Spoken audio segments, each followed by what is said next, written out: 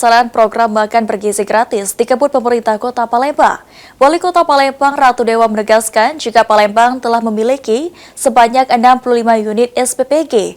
Untuk itu, target nasional 90% SPPG makan bergizi gratis di Oktober dapat tercapai.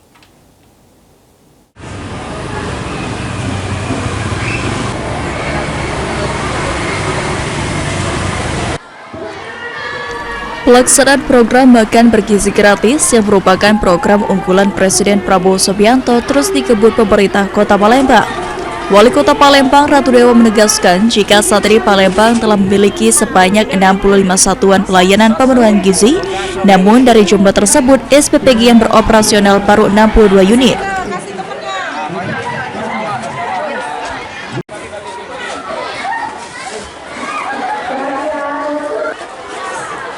Tiga SPPG yang belum beroperasional dikarenakan masih dilengkapi sarana dan prasarana agar nantinya bisa melayani produksi MBG secara maksimal.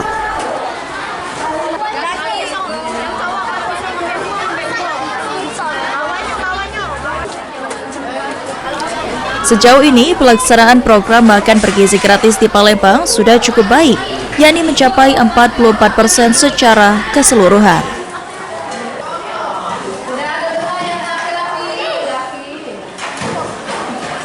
Dengan rincian, MBG untuk SD sudah berjalan 43% atau sudah dilakukan di 174 SD dan bahkan bergizi gratis SMP di angka 44,7% atau sudah dijalankan di 98 SMP.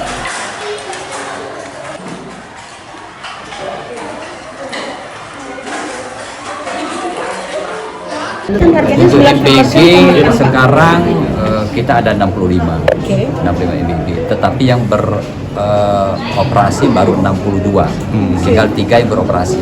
Artinya ada sarana prasarana yang harus dicukupi dulu.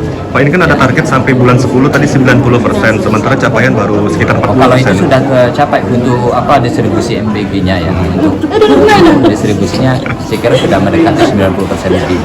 Kalau untuk distribusi makanannya. Wali Kota Palembang Ratu Dewa menambahkan jika pelaksanaan makan bergizi gratis di Palembang sendiri akan dikebut agar pada bulan Oktober mendatang dapat mencapai target nasional 90% SPPG mengingat semua persiapan sudah dilakukan. Sandi Pratama, PAL TV.